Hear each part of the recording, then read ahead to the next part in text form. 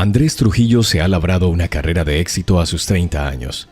Tras licenciarse en Derecho, trabajó como ayudante de un juez federal, sopesando si vincular su vida al ejercicio de la abogacía o probar en otra dirección. Surgió una oportunidad. Un conocido suyo se hizo notario y le ofreció unas prácticas como ayudante suyo. Andrés encontró este trabajo más a su gusto. En su ciudad natal, los notarios se dedicaban sobre todo a tramitar documentos de herencia, y él tenía que trabajar con personas mayores y a veces hacía visitas a domicilio. El trabajo parecía fácil y bastante interesante. Hace 3 años, el señor Trujillo abrió su propia notaría alquilando una oficina en el centro de la ciudad. Contrató a una secretaria, Irene Domínguez, una mujer de mediana edad con una gran experiencia profesional y vital que también se ocupaba del departamento de contabilidad. ¿Cuántas personas más hay?, preguntó Andrés mirando el reloj, mientras la secretaria traía los papeles para la firma del anciano sentado frente al notario. «Otro visitante». Irene se acercó y le susurró casi al oído. «Hay una vagabunda y también es muda. ¿Y qué quiere?». Andrés levantó las cejas sorprendido. «Ha escrito en un papel que tiene que hacer un testamento. ¿Tiene algún documento? Escribió que quería discutirlo todo contigo en persona». Cuando el anciano se marchó, se acercó una mujer encorvada de edad indeterminada, con un largo abrigo negro de terciopelo raído y una capucha sobre la cabeza. Su rostro, con una pesada barbilla cuadrada, estaba enmarcada por un pelo rizado gris y sus ojos estaban cubiertos por unas enormes gafas con los cristales emborronados. «Buenas noches, tome asiento», dijo Andrés más alto de lo habitual, aunque la secretaria no dijo que la mujer fuera dura de oído. «¿Quiere hacer un testamento?». La visitante asintió y le entregó una hoja de papel ligeramente arrugada. El notario la desdobló con cuidado y la colocó delante de él. El texto estaba escrito a mano con letra torcida. «Yo, Eduardo Sierra, lego todos mis bienes a mi hijo Andrés Trujillo». Un escalofrío recorrió la espalda del notario y se le secó la garganta. Temía levantar la vista hacia su visitante, una vagabunda muda. «Bueno, hijo, yo soy tu padre», dijo con una voz ronca y grave. Y esa voz hizo que el miedo recorriera todo el cuerpo del joven. Andrés se obligó a apartar los ojos del papel y mirar al hombre sentado frente a él. «¿Me reconoces ahora?». De un solo golpe la golfa se quitó la capucha junto con la peluca y las gafas. Estaba cansado de esta máscara, pero no podía prescindir de ella. Andrés vio una cara muy distinta, una que quería olvidar para siempre, pero a veces tenía pesadillas con ella. El rostro de un hombre violento, un criminal que había reaparecido en su vida después de 20 años. Así que no estaba muerto como todo el mundo había asumido en ese momento. «Me ayudarás a recuperar mi dinero y a castigar a mis enemigos». Una voz grave y ladrada de un hombre con un raído abrigo de terciopelo de mujer, y luego dijo en un tono muy diferente, más suave, que hizo que un escalofrío le recorriera la espina dorsal. «No te haré daño. Eres mi hijo, mi heredero». «No quiero nada de ti». Andrés aún no podía creer lo que veían sus ojos. «Así que ya vives en mi casa, que compré para tu madre, y usas mi herencia». Sonrió su padre apareciendo de repente. «¿Tu madre construyó su negocio sobre la nada?». «No, también puso mi dinero en circulación». «También es una zorra lisa». «Bueno, si no quieres mi dinero, entonces puedes ayudarme a vengarme de mis enemigos». «¿Y si digo que no?». Andrés tuvo la voluntad y la determinación de decir esas palabras en un puño. «No has heredado nada de mí, debilucho». El padre siseó suavemente. «Si no supiera con certeza que eres mi hijo, ya tendría dudas». Y entonces le ladró: «No tienes elección». Se levantó de la silla y con los hombros erguidos se cernió como una roca sobre la mesa. «Necesito esto. Y será mejor que obedezcas. Quieres mucho a tu mamá y no quieres que le haga daño, ¿verdad?». A Andrés se le revolvió el estómago. «He estudiado tu horario mientras esperaba mi turno». «¿Cómo pudiste hacerte notario? ¿No tienes nada mejor que hacer?». «Bueno, ocultaré mi decepción». Mañana por la mañana a las 10 nos vemos en el Centro Comercial Galáctica. Primer piso, cafetería francesa. No llegues tarde, hijo. No creo que haga falta advertirte que esta conversación y todas las que sigan son estrictamente entre nosotros. No te hagas ilusiones. Será peor para ti y para tu madre. El padre cogió su testamento, se caló la peluca y la capucha, se puso las gafas y salió del despacho. Andrés permaneció sentado como clavado en su silla. «Señor Andrés, ¿qué quería el vagabundo mudo?», preguntó al cabo de un momento Irene. «Nada», respondió el notario saliendo de su estupor. «Una enferma, ni siquiera tiene documentos. ¿Así que hoy no me necesitas?». «No, puedes irte, yo mismo cerraré la oficina». Los pensamientos de Andrés eran confusos y trató de organizarlos de alguna manera. ¿Qué querría de su hijo ese padre que había aparecido y le había asustado? ¿De quién quiere vengarse? No quería ser su cómplice. ¿Y qué tal ir a la policía? No, lo empeoraría. ¿Y qué podía decirle a la policía? ¿Un vagabundo mudo vino a redactar su testimonio y resultó ser el padre de un notario? Parece una anécdota, pero solo para aquellos que no conocen al hombre. Pero hace 20 años que se le dio por muerto, y Andrés intentó olvidar de alguna manera que tuvo un padre. Esos 3 años de niño le bastaron para darse cuenta de lo peligroso que era. Y al parecer, la psique hizo todo lo posible por presumir los recuerdos de su padre biológico, ocultándolos en lo más recóndito. Andrés tenía 7 años cuando su comedida vida cambió radicalmente. Desde que el niño tenía uso de razón, había vivido solo con su madre, Marina, en un piso acogedor. Sabía que su madre le quería mucho. Intentaba no disgustarla de ninguna manera, pero a veces la oía llorar por la noche, y entonces pensaba que había hecho algo mal. Solo por la mañana volvía a sonreírle, le besaba en la frente, le daba de desayunar y le llevaba a la guardería. De vez en cuando llevaba a su hijo unos días a casa de la abuela, Emma, en el pueblo.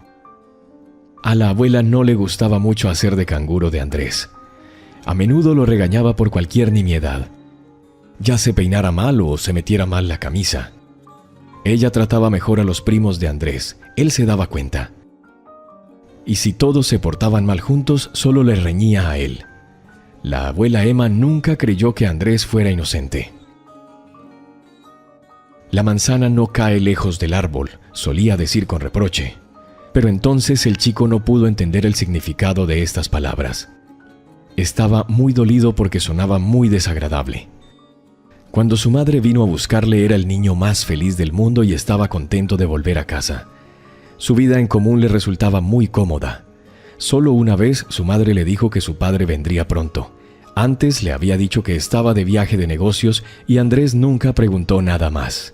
Le parecía que hablar de su padre incomodaba a su madre. ¿Era bueno? Aún así decidió preguntarle al chico esta vez. «Ya veremos», respondió con un suspiro. Se acercó a la puerta con una gran bolsa.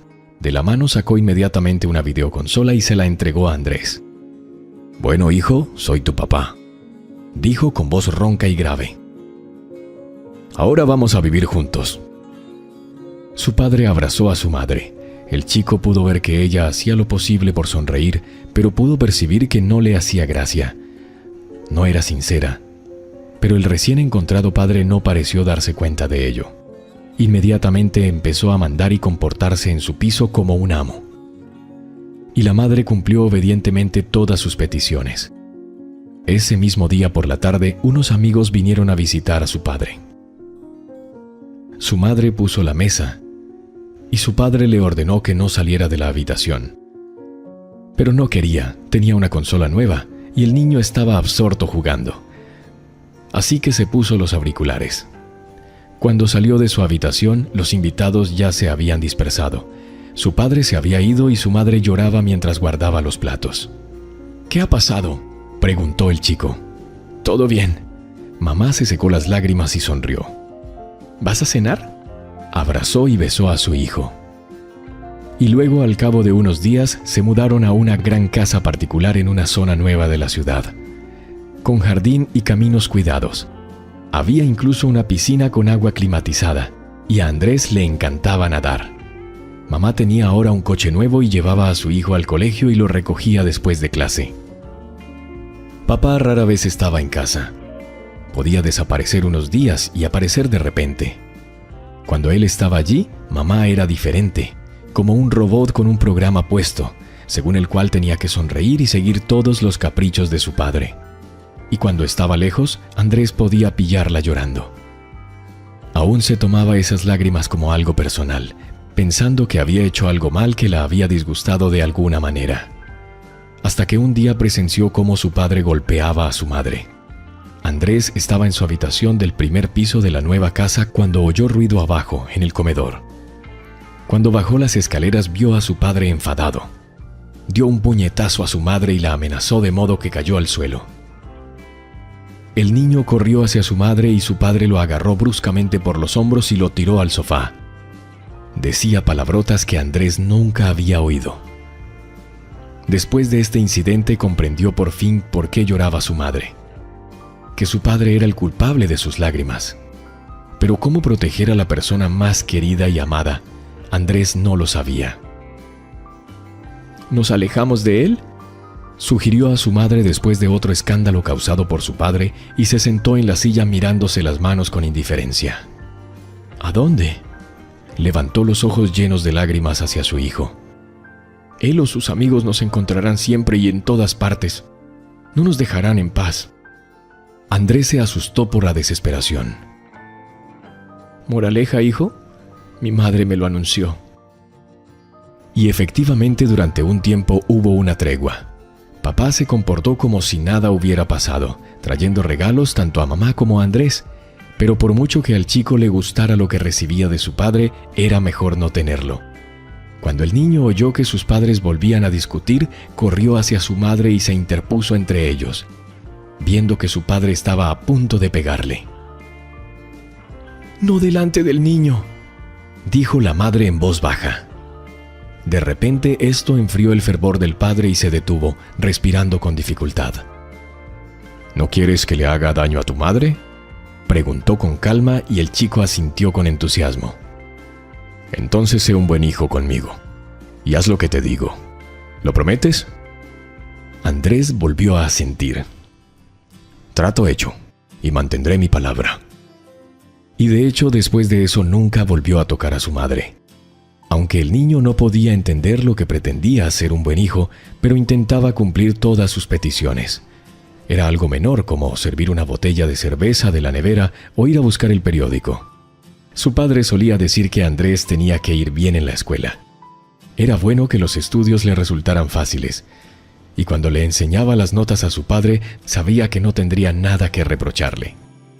Ahora, cuando su padre se enfadaba, lo que podría ocurrir tras una conversación telefónica, iba al garaje y golpeaba con los puños en el saco de boxeo que había colgado allí. Y con razón dicen que un hombre se acostumbra a todo, y Andrés debió acostumbrarse así a su padre. Pero un día, su madre trajo a Andrés del colegio y luego fue a la tienda en el coche porque se le había olvidado comprar algo. El chico dijo que quería descansar y se quedó dormido en su habitación. Se despertó por el ruido y los gritos. Se le encogió el corazón.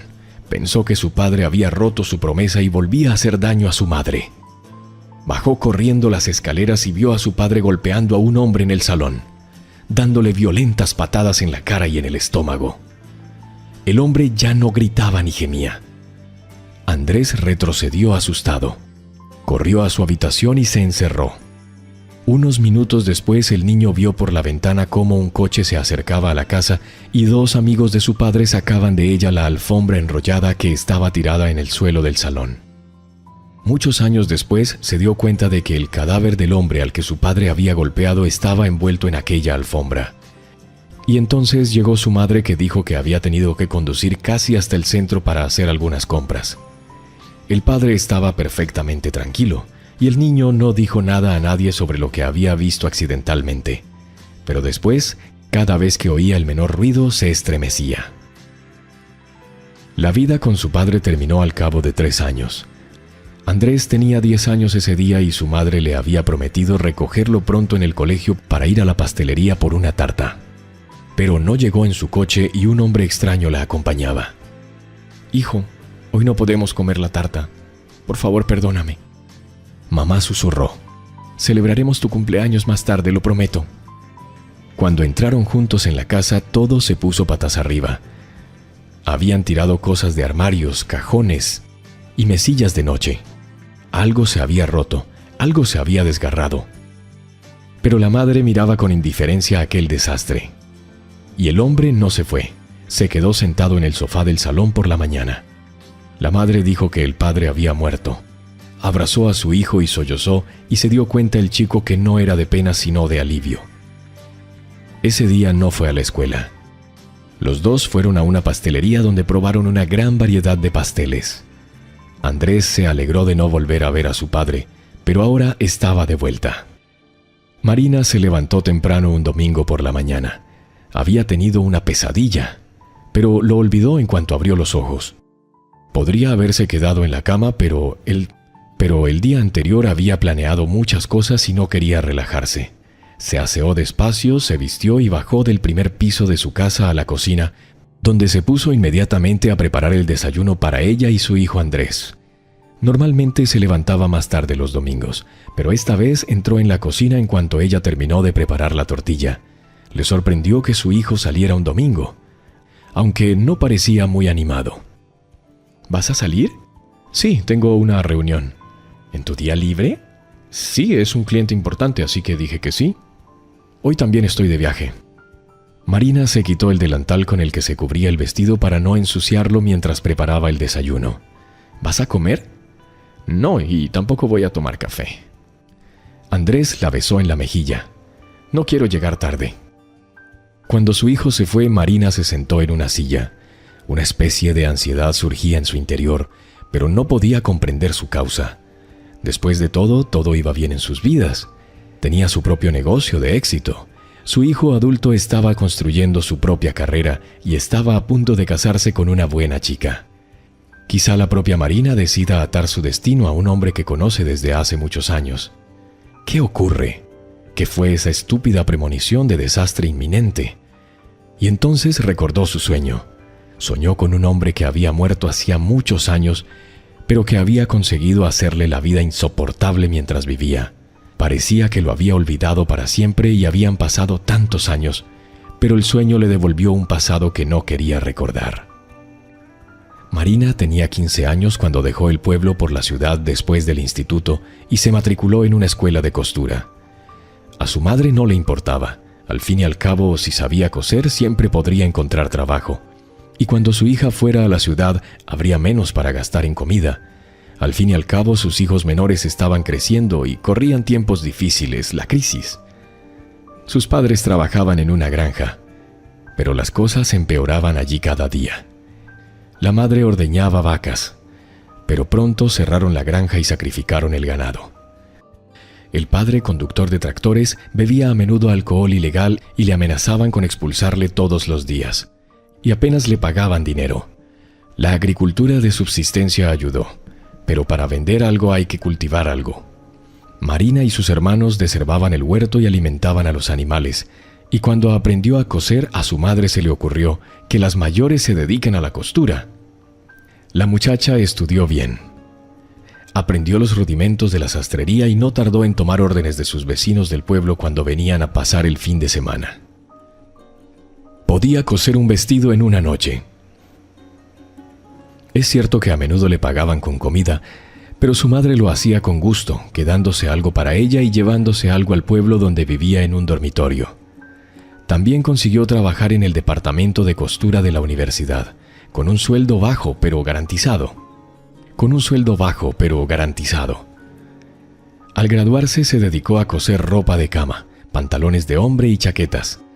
Estaba contenta con su monótono trabajo porque podía ver los resultados. No era mucho dinero, pero era su propio dinero, ganado honorablemente. Su madre daba ejemplo a sus hermanos pequeños, la elogiaba, la llamaba sostén de la familia. Pero su padre, desde que Marina podía recordar, se iba a menudo a la juerga y era mejor no verle. Cuando llegó a casa muy borracho, todos se escondieron en diferentes rincones. Su madre casi siempre estaba metida en líos y no se apenó demasiado cuando encontraron a su padre muerto en el garaje junto a su tractor. En el año de su mayoría de edad, Marina recibió un diploma de una escuela de costura. No había cuestión de más educación, tenía que trabajar.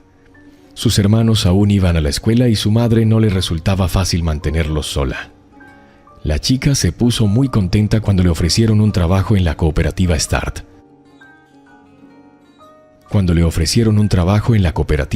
Cosiendo chaquetas de un tejido comprimido de moda. También tuvo suerte de conseguir alojamiento. Alquiló una habitación a una anciana soltera por un módico precio, así que le sobraba dinero para llevárselo a su madre. El propietario de la cooperativa, Carlos Sierra, un hombre sombrío de 30 años, valoraba a las costureras ejecutivas. Marina batía todos los récords de costura. Podía coser de 3 a 4 chaquetas en un día a partir de un corte ya hecho. Dependiendo de la complejidad y la calidad, nunca se resentía. Empezaron a pagarle primas por este tipo de trabajo. Entonces un día el hermano menor de Carlos, Eduardo, al que por alguna razón llamaban el artista, apareció en la sala de costura de la cooperativa. Parecía un actor de cine extranjero, alto, ancho de hombros, con rasgos afilados pero regulares y penetrantes ojos marrones. Iba vestido con sus mejores galas, bien afeitado y perfumado, con el pelo a la moda. Se quedó mirando a las chicas de la máquina de coser durante un buen rato antes de detener su mirada en Marina. Se sonrojó hasta la raíz del pelo ante aquella mirada insistente, como si la hubieran desnudado en la plaza del pueblo. No tenía dinero para ropa ni cosméticos, y lo que se ponía o bien lo cosía ella misma con la humilde reserva de telas de su madre, o bien lo volvía a coser a partir de algo viejo. Nunca iba a la peluquería, siempre trenzaba su espesa melena rubia. Y Marina no estaba mimada por los novios. En la escuela de costura la apodaban mojigata. Las chicas que estudiaban con ella a menudo pasaban tiempo en compañía de chicos. La llamaban, pero ella siempre se negaba. Había mucho trabajo, no había tiempo para el entretenimiento y no le gustaba a nadie en particular. Eduardo la avergonzó de inmediato con su empuje. Le trajo enseguida una caja de bombones caros y la invitó a comer con él. Marina intentó negarse. Delia, que estaba sentada en la máquina de coser de al lado, soltó que no tenía nada que ponerse para ir al restaurante, así que se negó. Marina se avergonzó, pero por otro lado decidió que era lo mejor. Ahora el hermano del propietario de la cooperativa no volvería a acercarse a ella. No es que no le gustara, había algo muy atractivo en él, una especie de fuerza masculina. Pero eso por otro lado era lo que le asustaba. «¡Qué suerte tienes, Marina!», dijo Delia cuando Eduardo se marchó. «Cualquiera desearía la atención de un hombre como él. Siempre tiene dinero, tiene un coche precioso y solo tiene 23 años. Yo también habría salido con él, pero soy demasiado mayor para él. Le gustan las chicas jóvenes». Delia tenía 25 años y había estado casada y divorciada. Ahora estaba criando sola a un hijo pequeño, pero como ella misma dijo, estaba en constante búsqueda de un hombre rico.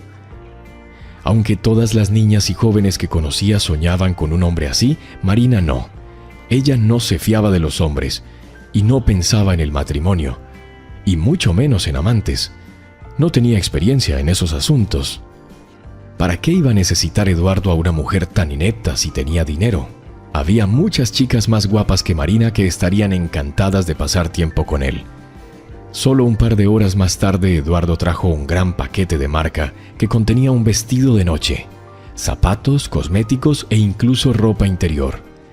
La chica se sonrojó más que nunca, y él le dijo que ahora no aceptaría negativas, que la recogería por la noche y conocía su lugar de residencia. Aquella tarde la vida de Marina comenzó a cambiar rápidamente y ni siquiera intentó resistirse, como una mosca atrapada en la red de una araña y paralizada por su veneno. Después del restaurante había una habitación en un hotel ostentoso, y por el vino que bebió el miedo a Eduardo retrocedió un poco. El tipo era a la vez asertivo y amable, brusco y cariñoso al mismo tiempo, y Marina parecía dejarse llevar por la corriente de un río turbulento. Por la mañana su hombre le dijo que no volvería a casa de su abuela. ahora tenía un piso donde podía vivir con ella. Ella tampoco tendría que trabajar, ya que él se ocuparía de ella a partir de ese día. Y ya había hecho los arreglos necesarios con su hermano. Cuando Marina acudió al taller de costura por su ropa, todas las chicas, y especialmente Delia, la miraban con indisimulada envidia. Marina acudía con menos frecuencia a casa de su madre y sus hermanos en el pueblo. Dijo que había encontrado un trabajo y que la mantenía ocupada incluso los fines de semana, pero que aportaba más dinero y también ropa nueva para los niños. Así que su madre estaba contenta con ello. «¿Qué conjuntos tienes, hija?». Su madre miró a Marina con admiración. «Pareces una reina, no te fuiste a la ciudad por nada y no estudiaste por nada». Mamá no sabía lo de Eduardo en ese momento. Marina no tenía prisa de decírselo en ese momento, recordando que era de moral estricta. La cohabitación ciertamente no habría sido aprobada, y la chica pensó que estaba en un cuento de hadas. Todos los días cenaba en un restaurante. La nevera rebosaba de manjares y el armario estaba lleno de ropa nueva. ¿Qué hacía Eduardo? ¿De dónde sacaba el dinero y demás? Marina ni siquiera pensó en ello. Hizo confortable el piso donde vivía. Aprendió a cuidarse y se limitó a vivir disfrutando de la prosperidad. Hizo confortable el piso donde vivía. Aprendió a cuidarse y se limitó a vivir disfrutando de la prosperidad sin preocuparse por fin del mañana. Un par de meses después, Eduardo presentó a Marina a sus amigos.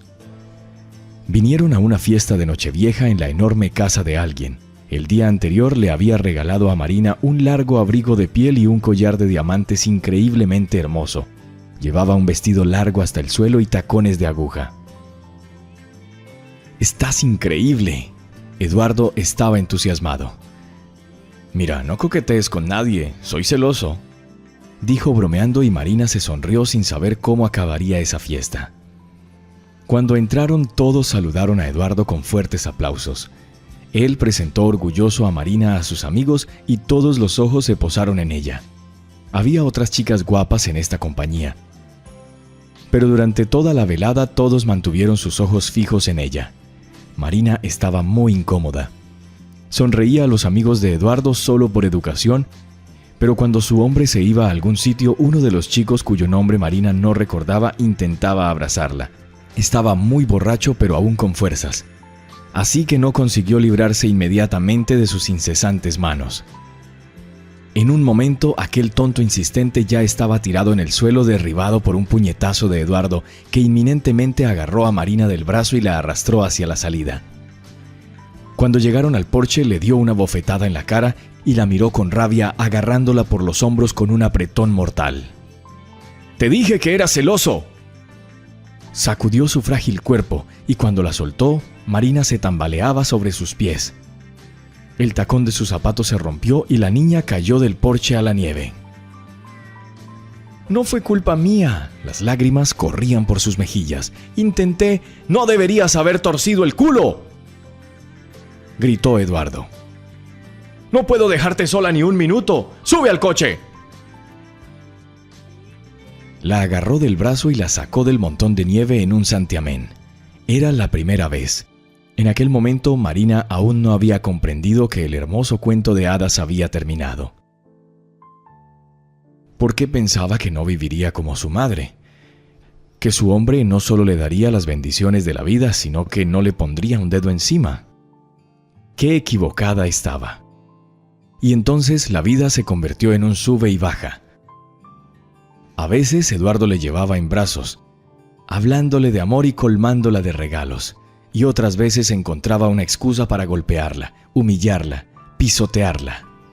Marina no sabía cómo acabaría cada nuevo día con Eduardo, cuya voz grave y ronca hacía que su corazón palpitara a veces de amor y más a menudo de miedo. Más de una vez pensó en huir de él e incluso empezó a recoger el dinero y las joyas que él generosamente le regalaba en una caja de hojalata de galletas de azúcar, con la esperanza de que algún día escaparía. Pero pronto se dio cuenta de que estaba embarazada. Cuando Eduardo se enteró, la abrazó y la hizo girar por la habitación. ¡Vas a dar a luz a mi hijo!, se regocijó. No pondré un dedo encima a la futura mamá, y soy capaz de cumplir mi palabra. Marina no podía compartir su alegría. Pero no estamos casados. ¿Cómo voy a enseñar la barriga en el pueblo? Mi madre no me dejará entrar. Nos casaremos, pero más tarde. Ahora tengo un trabajo que hacer. Eduardo se lo pensó un momento. Podemos celebrar la boda en tu pueblo y luego oficializar el matrimonio. Pero tu madre no tiene por qué saberlo. Pensará que ya hemos formalizado la relación. A Marina no le gustaba el espectáculo, pero era mejor así que nada.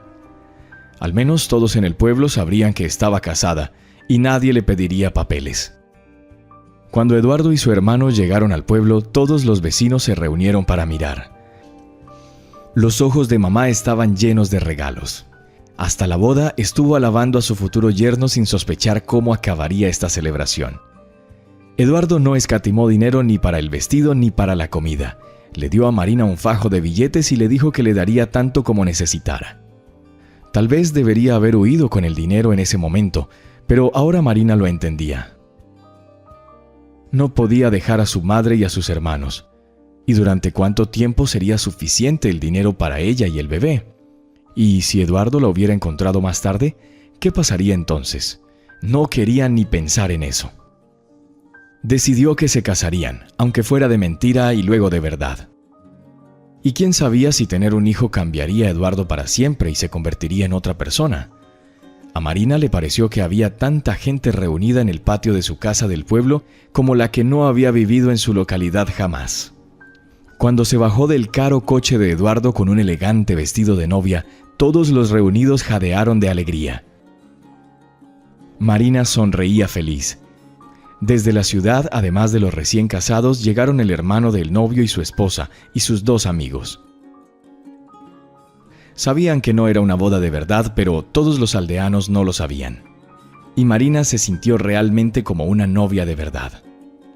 Ella y Eduardo se sentaron en la cabecera de la mesa.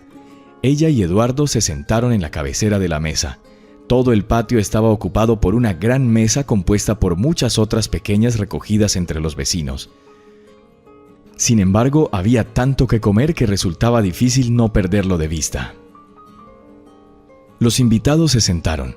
Los que no tenían espacio suficiente se colocaron alrededor de la mesa y recibieron tanto una bebida como un tentempié. Se ofrecieron brindis. Los animadores fueron llamados temprano. Uno de los invitados bromeó al ver que un policía entraba en el patio, pero entonces los invitados se dieron cuenta de que no eran los animadores, sino los verdaderos encargados de hacer cumplir la ley. Eduardo se levantó de un salto al ver a los policías. Pero no tenía a dónde ir. «Eduardo Sierra, estás arrestado», proclamó uno de los huéspedes no invitados con uniforme de policía. «Se le acusa de extorsión, fraude e intento de asesinato». «¿Por qué no podías esperar hasta mañana, ciudadano alcaide?». Eduardo se dio cuenta de que la resistencia era inútil, y sus 2 amigos también fueron esposados. «Privándome de mi legítima noche de bodas», añadió. «Casi le quitas la vida a un hombre». Todos los invitados se quedaron con la boca abierta al ver esta escena vergonzosa para Marina y toda su familia. «Marina, cariño, te cuidarán», gritó Eduardo al salir por la puerta. La novia no pudo articular palabra. La mujer de Carlos, el hermano de Eduardo, la agarró del brazo y la sacó del patio. Tras ellos, el propio Carlos se apresuró a seguirlas. Exclamó alguien de la aldea e inmediatamente todos los demás se apiñaron. «Hija, ¿con quién te casaste? Te han deshonrado delante de tus parientes, delante de todo el pueblo». La madre se lamentó mientras Marina subía al coche lavándose la cara con lágrimas. En ese momento quiso morir. ¿Cómo podría mostrar su cara en el pueblo ahora? Sin duda, esto era algo que nadie podía imaginar. Marina se encogió ante el recuerdo, como si viviera la vergüenza.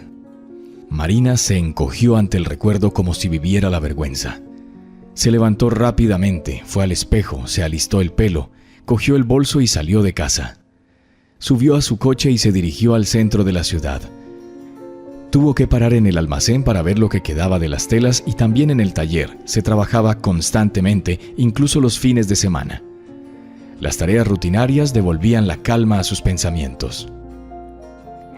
Eduardo fue condenado y enviado a prisión durante 7 años, pero como había prometido, Marina estuvo vigilada por sus amigos todos estos años.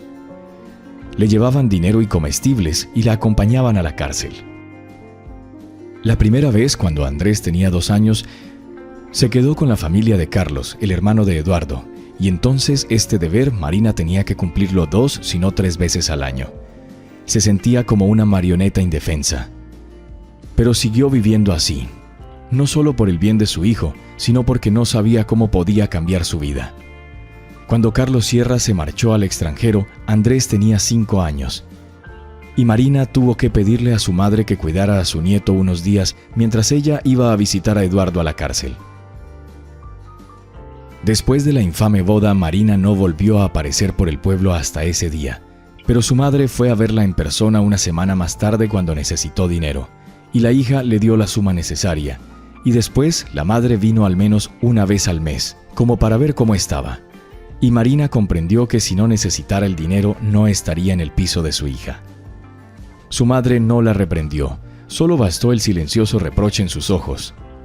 Antes estaba orgullosa de su hija, pero ahora se avergonzaba y eso no iba a cambiar. Andrés fue dejado por su madre con el corazón encogido en casa de su abuela. Marina lo traía ella misma con uno de los amigos de Eduardo cuando dejaba a su madre dinero y regalos. Luego lo llevaría a casa y se marcharía inmediatamente procurando no encontrarse con ninguno de los aldeanos. No era difícil adivinar lo que decían a su paso. Luego recogió a su hijo que siempre pedía que no lo llevaran más a casa de su abuela. A Marina le dolía especialmente, pero le entristecía aún más pensar en lo que ocurriría cuando Eduardo volviera de la cárcel. Ella realmente no quería casarse con él ahora. Había dado a su hijo un apellido, y en la partida de nacimiento figuraba una raya debajo de padre. Sin embargo, Eduardo casi siempre que ella tenía una cita, hablaba de que se casarían cuando él volviera, y que el hijo tendría que ser adoptado como su verdadero padre, solo que nunca llegó a eso, de lo que Marina se alegró especialmente. De vuelta de la cárcel, Eduardo continuó con sus aventuras ilícitas con sus amigos, por lo que no tuvo tiempo para los planes de la boda. Y la propia Marina ni siquiera lo mencionó, deseando que se olvidara. Su temperamento se endureció aún más. Durante el resto de su vida no olvidaría aquellos 3 años, hasta que finalmente el destino la libró de aquel tormento. Su hijo la había visto sufrir, y cuando Eduardo murió, a ella le daba vergüenza admitirlo, pero parecían regocijarse juntos. Marina se estremeció cuando sonó el teléfono móvil. Mario sonrió y puso el altavoz. «Cariño, estoy en la carretera de camino al almacén y al taller. ¿Qué tal?» «Mar, estoy bien. Desayuné con Benita. ¿Podemos vernos en el Galaxy cuando estés libre? Te enseñaré lo que tengo para ti». «En un par de horas, entonces. En nuestra cafetería favorita, junto a la fuente de la planta baja». Mario pulsó off en su teléfono móvil y se miró en el espejo. Ya no era un pastel, bromeaba su hija Benita, pero no sobre él, claro. Papá para ella había sido el hombre más guapo del mundo. Aunque supongo que ya no. Andrés se ha hecho con ese título y si Dios quiere su hija unirá su destino a él en un futuro muy próximo. Su padre ya soñaba con entregar a Benita a su marido. Sí, el propio Mario esperaba que su amada Marina, tras la boda de sus hijos, aceptara no obstante convertirse en su esposa. Llevaban tantos años conociéndose y estaba cansado de ser amante. Quería pasar su vejez como un hombre de familia. ¿Pensó cuando vio por primera vez a esta mujer que años más tarde soñaría con casarse con ella? Desde luego que no. Por aquel entonces su mujer, Verónica, aún vivía, y las circunstancias eran tales que, por decirlo suavemente, no se pretendía ningún romance entre ellos. El mayor de policía, Mario Rulli, caminaba rápidamente por el pasillo del edificio del Ministerio del Interior en dirección a su despacho cuando oyó un interrogatorio al otro lado de la puerta. «Di todo lo que sepas». gritó el policía Ferrati y añadió una palabra amenazadora. «No sé nada». Una voz de mujer respondió en voz baja. Ferrati interrogaba a la esposa del delincuente Sierra, también conocido como el artista. Un chantajista, defraudador y extorsionador. También fue acusado de intento de asesinato hace 10 años, por el que pasó 7 años entre rejas. Ha vuelto con ganas de vengarse, y anoche, al intentar detenerle en el lugar del crimen, hirió gravemente al amigo de Ferrati, un agente del barrio. La persecución en caliente no fue concluyente, y todo el mundo sabe que cuanto más tiempo pasa, menos posibilidades tienen de detener al criminal. Así que citaron a su mujer para interrogar qué podría saber sobre su paradero. Pero con este tipo de interrogatorio es poco probable que se pueda saber algo de ella. El comandante Rulli abrió resueltamente la puerta del despacho. «Ferrati, puedes retirarte. Procederé yo mismo», dijo el jefe del departamento de investigación, Mario Rulli. «Pero», comenzó el joven agente de la ley, que evidentemente quería objetar. Pero se interrumpió de inmediato al ver la mirada amenazadora de Rulli. «Obedezca». Salió rápidamente del despacho. Una joven frágil con los hombros caídos estaba sentada en una silla. Se secaba los ojos llorosos con un pañuelo. Su pelo rubio le caía hasta los hombros cubriéndole la cara. Mario Rulli cogió los papeles de la mesa y los revisó rápidamente. «Marina Trujillo, soy el jefe de departamento de investigación, mayor Mario Rulli. Por favor, disculpe a mi joven colega. Su marido ha herido gravemente a su amigo íntimo. Está en el hospital en grave estado. Sus posibilidades de sobrevivir son casi inexistentes». «Pero no sé nada». La mujer rompió a llorar. «No sé dónde puede estar mi marido. Nunca ha hablado de sus asuntos con sus amigos delante de mí. Ya registraron nuestra casa y me trajeron aquí enseguida». Mario sirvió agua de una jarra en un vaso y se la dio a Marina. Ella se echó el pelo hacia atrás y él pudo ver su rostro casi infantil. La compasión se coló en su corazón. ¿Cómo podía una mujer tan encantadora ser la esposa de un criminal empedernido? «No tengo nada que añadir». Después de beber un poco de agua, se calmó un poco. «Por favor, déjame ir. Tengo que recoger a mi hijo en el colegio». «Vale, espera». Salió del despacho dejando la puerta abierta y regresó unos minutos después tras haber acordado con sus subordinados tener una emboscada en casa de Sierra. «Te llevaré allí». El mayor ayudó a Marina a levantarse. Ella se levantó obedientemente y le siguió. «Pasaré la noche en tu casa», le informó Mario Rulli cuando tras recoger al hijo de Marina del colegio entraron en la casa donde todo había quedado patas arriba por el registro. «Existe la posibilidad de que su marido vuelva. Y permiso, como comprenderás, ya no pido permiso, es mi trabajo». «De acuerdo». La mujer se quitó el abrigo y ayudó a su hijo a desvestirse. Mario preguntó si había otra forma de salir de la casa.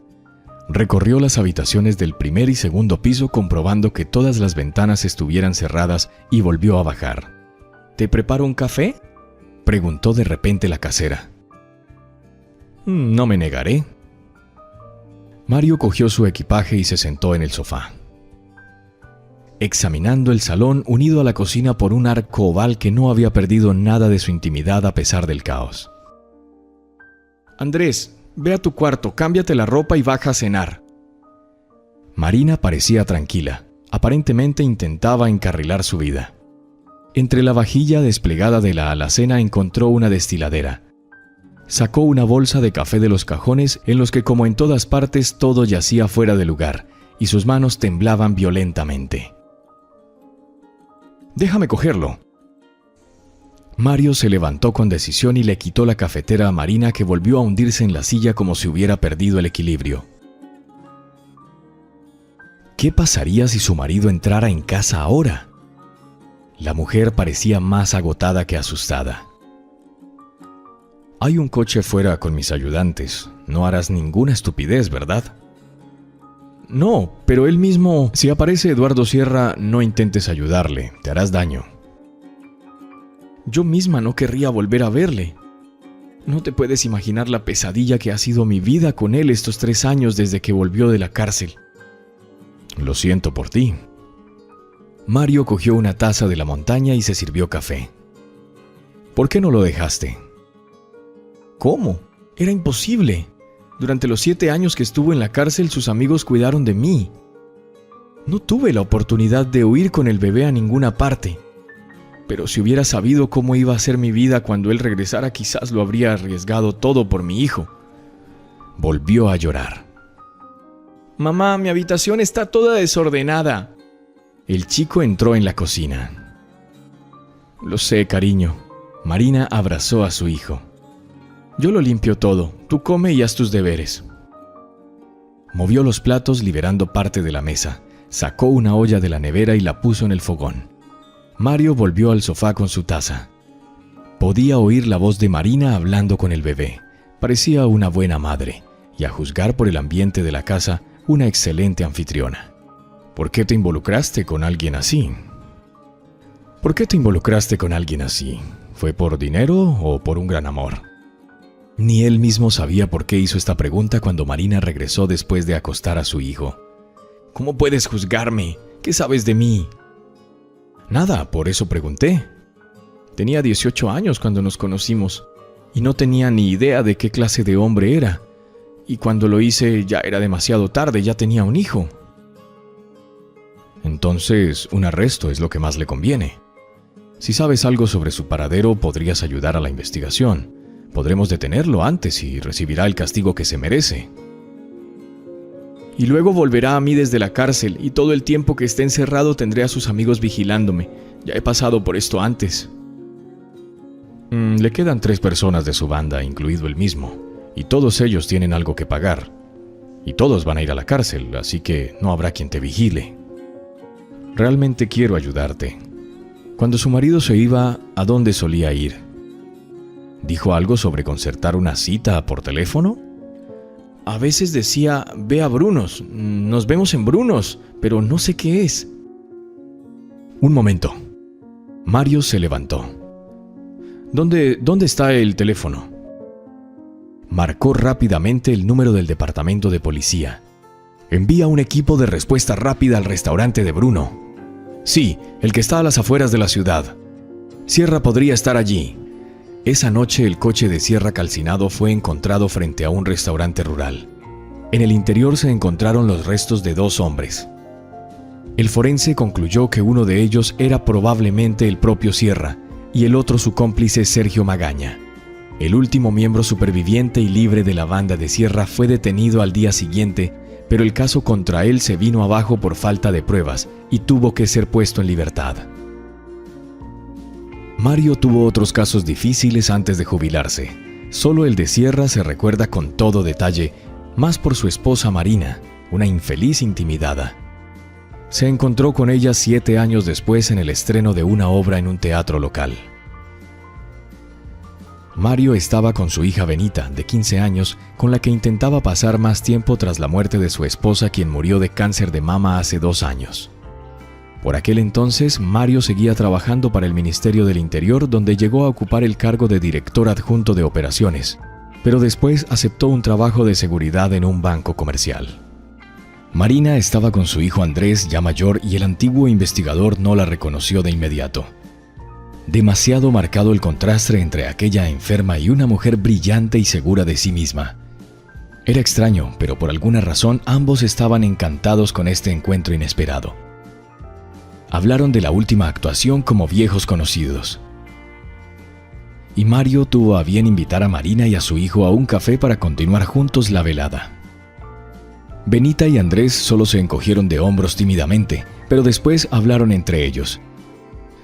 Así comenzó su amistad, que con los años se convirtió en un sentimiento más romántico. Ahora Andrés y Benita habían decidido casarse y Mario esperaba que él también fuera capaz de convencer a Marina para que se convirtiera en su esposa. Había mirado anillos de compromiso en la joyería del Centro Comercial Galáctica y quería la aprobación de Marina antes de comprarlos. Pero antes, por supuesto, necesitaba su consentimiento. A las 10 menos cuarto, Andrés se sentó en una mesa de la cafetería francesa de la primera planta del centro comercial Galaxy. Le trajeron café, pero esta bebida de sabor habitualmente agradable le pareció hoy demasiado amarga. Echó otra cucharada de azúcar en la hermosa taza y miró el reloj.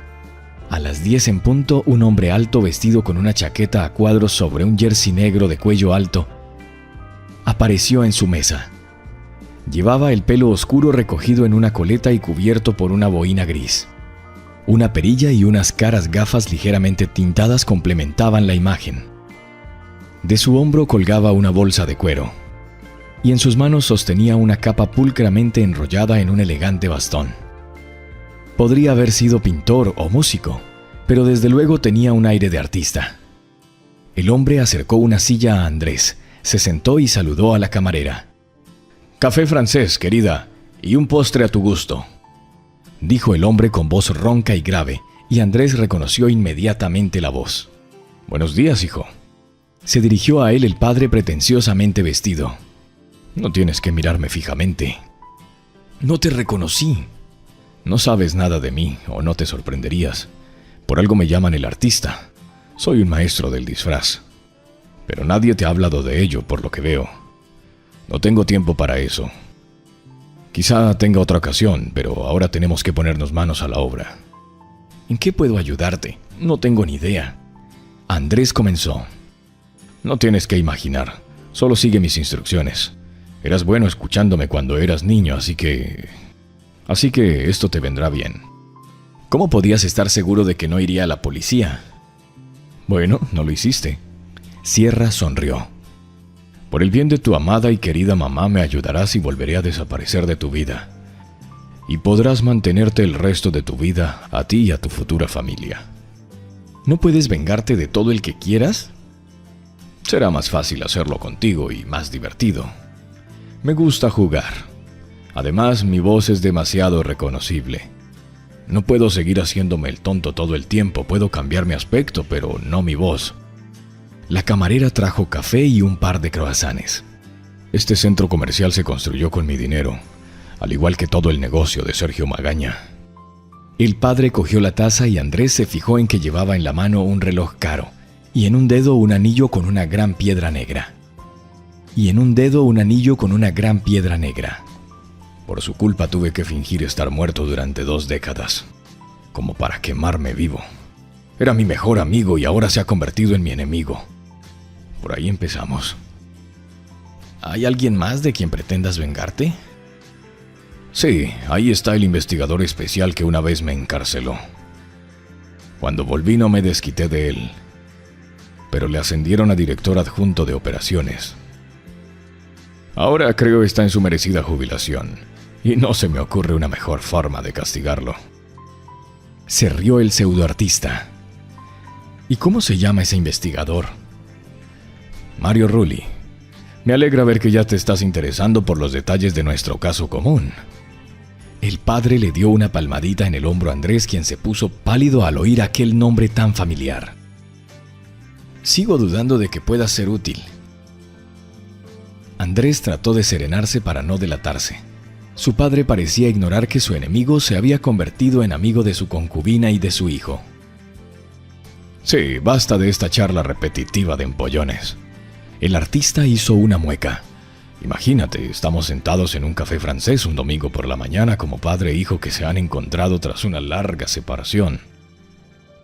Andrés no podía compartir en absoluto la euforia de su padre. Nunca se habría reunido con él de buena gana, pero ahora las cosas estaban mucho peor de lo que había previsto. Este forajido había tramado de algún modo vengarse del padre de su prometida y del amigo íntimo de su madre. «¿Me estás escuchando?»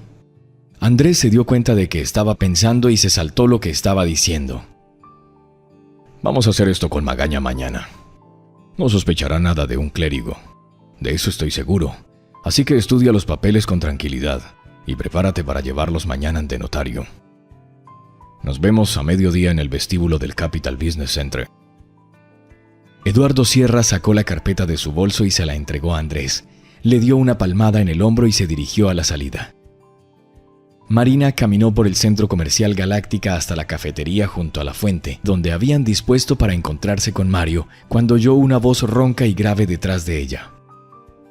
«Cariño, solo después de ti». Miró alrededor asustada, temerosa, esperando ver al hombre del pasado.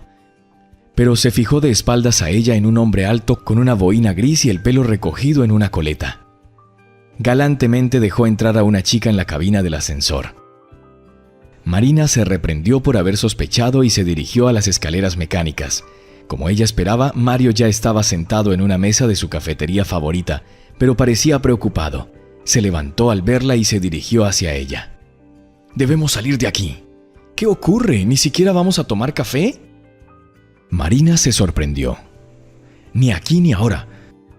Mario la cogió por el codo y mirando a su alrededor la condujo a la salida lateral del centro comercial. «¿Tienes algo que decirme?» «Más tarde». Mario salió del aparcamiento. «Te llevaré al hotel. Puedes quedarte allí hasta mañana». «Mario, ¿qué es todo este espionaje?» Marina intentó bromear, aunque en realidad estaba asustada. «Confía en mí». «¿Y mi trabajo?» «Lo decides todo por teléfono». Mario llevó a Marina al hotel propiedad de un amigo suyo. La recepcionista le entregó inmediatamente las llaves y Marina se dirigió a la puerta correcta. «No vayas a ninguna parte. Pide lo que necesites en tu habitación. Estaré aquí por la tarde». Marina se sentó en la amplia cama totalmente confundida. ¿Qué está pasando? Mario nunca, en todo el tiempo que llevaban conociéndose, se había comportado como hoy. ¿Qué podría haber pasado? ¿De qué intentaba protegerla? ¿De qué podría estar en peligro? Todo lo malo que había pasado en su vida estaba relacionado con un solo hombre y llevaba mucho tiempo muerto. Aquí estaba ella recordándole de nuevo, aunque había heredado algunas cosas buenas de Sierra. En primer lugar, por supuesto, su hijo Andrés era su alegría, el sentido de su vida, su esperanza y su apoyo. Menos mal que no se parece nada a su padre. En segundo lugar, la casa en la que aún viven ella y Andrés se la compró Eduardo. Dijo que no quería meterse en la compra de inmuebles y que era un regalo para Marina por esperarle fielmente durante 7 años mientras estaba en la cárcel, como si tuviera alguna otra opción bajo la atenta mirada de sus amigos, pero ella misma pensó que se merecía tanto la casa como lo que más tarde encontró en el jardín. Un año después de la muerte de Eduardo, ella se decidió replantar el joven árbol que él, como a propósito, había plantado mal en el suelo en los primeros días tras su traslado a la nueva casa. El manzano se estaba muriendo, como si a sus raíces le faltara nutrición y humedad. Andrés estaba en la escuela cuando ella emprendió la operación de salvar el manzano. Una bolsa de cuero llena de dinero estaba enterrada bajo las raíces del arbolito. Inmediatamente quedó claro por qué se estaba muriendo el árbol. Marina no buscó un nuevo lugar para ella, sino que se limitó a eliminar lo que impedía el crecimiento de sus raíces. Con su hallazgo entró en la casa con las piernas rígidas, incapaz de decidir qué hacer con el dinero. ¿Debería dárselo a los investigadores?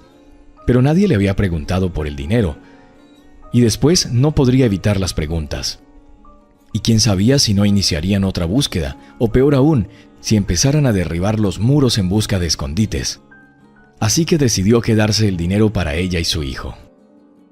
Así que montó su propio negocio y pidió un préstamo como una distracción. Sin embargo, los costes de adquisición de los locales, equipos y materiales, por no hablar de los salarios de las costureras, superaban con creces el importe del préstamo. Pero nadie comprobaba nada.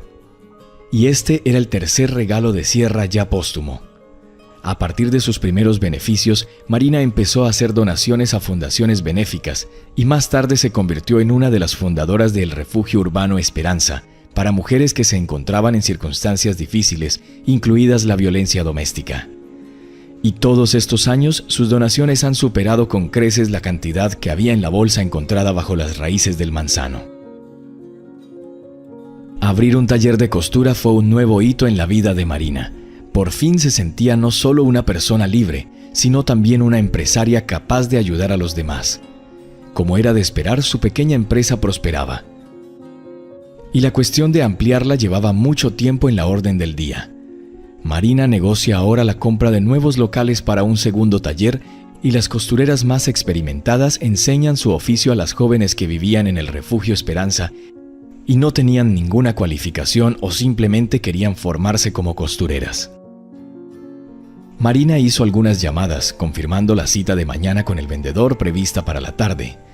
Mario dijo que estaría en el hotel hasta mañana, lo que significaba que no tendría que cancelar nada. Ella esperó que apareciera para explicárselo, pero hacia la noche recibió un mensaje suyo en el que le decía que no podía venir y que solo se verían hasta mañana. Marina se quedó dormida mientras estudiaba una propuesta de los tecnólogos para ampliar la gama de productos infantiles y esa noche no la perturbaron los sueños. A mediodía un sacerdote alto de hombros anchos, barba espesa y bigote abundante entró en el vestíbulo del Capital Business Center.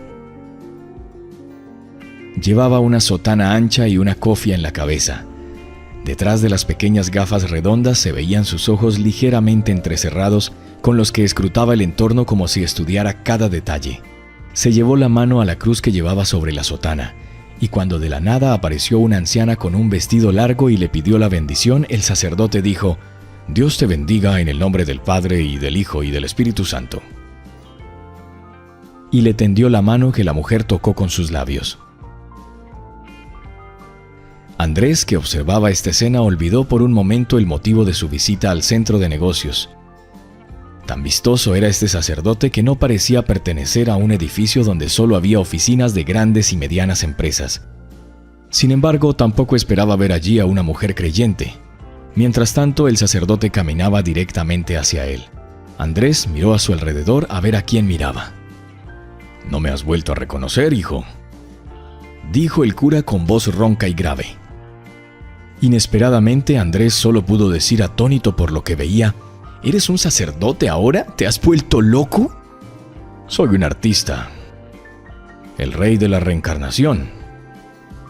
Así que estoy en el tema, y mi voz es la adecuada para este conjunto. Pero tú seguirás hablando más. ¿Estás listo?».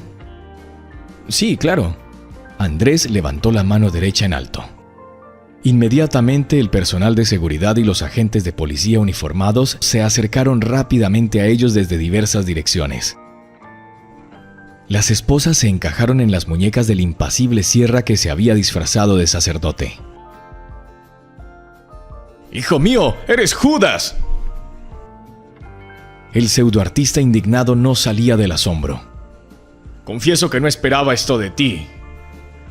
Entregaste a tu propio padre a la policía. ¿Cómo vas a vivir con eso ahora?». «Felizmente, espero». Andrés no estaba avergonzado. «Te visitaré en prisión». Cuando sacaron a Sierra, Mario se acercó a Andrés. «Hiciste lo correcto». Lo sé. Tras la detención de Sierra, Mario recogió a Marina en el hotel. «¿Ya puedes decirme qué está pasando? Intento mantener la calma, pero no lo estaba haciendo muy bien». «Tu marido muerto apareció, pero ya está bajo custodia». «Así que fui yo quien lo vio en la Galáctica anoche». «Sí, se reunió con Andrés allí». «¿Cómo está mi hijo? ¿No está herido?». «No, ayudó con el arresto. Ayer me llamó y quedamos en el centro comercial donde dijo que Sierra estaba tramando una venganza en contra de Magaña y contra mí. Decidí que sería más seguro que tú también pasaras la noche fuera y me puse en contacto con mis antiguos colegas. Sierra logró escabullirse del centro comercial y luego los compañeros elaboraron un plan para detenerle durante su reunión de hoy con Andrés». «¿Mi hijo se arriesgó a tanto?». Marina estaba horrorizada. «Sierra podría haber estado armado». «Sí, pero por suerte no hubo disparos. Aunque tenía un arma, no tuvo tiempo de usarla. Probablemente no esperaba que su hijo lo delatara». «¿Qué le va a pasar ahora?». «Quería vengarse de Magaña, pero no está claro cómo. Pero eso se está solucionando. Lo que importa es que estés a salvo». Mario miró con cariño a Marina. «¿Y dónde había estado estos 20 años?». «Eso está por averiguarse». Ese mismo día por la tarde se supo que Eduardo Sierra había muerto en una celda de aislamiento. En la autopsia resultó que se le había reventado un coágulo de sangre. Marina pidió participar de la identificación. Quería asegurarse esta vez de que ese hombre no volvería a entrar en su vida. Marina invitó a su madre y a sus hermanos a la boda de Andrés y Benita. Uno de los hermanos se había establecido en la ciudad y el otro era agricultor en el campo. Ambos se casaron y tuvieron hijos. Ninguno siguió el camino torcido de su padre, ninguno padeció de embriaguez. «Una boda preciosa, hija», abrazó a Marina en brazos su madre al despedirse. «Has criado a mi nieto para que sea un buen hombre. Lo has educado, te has entregado a él. Puedes arreglar tu vida ahora también».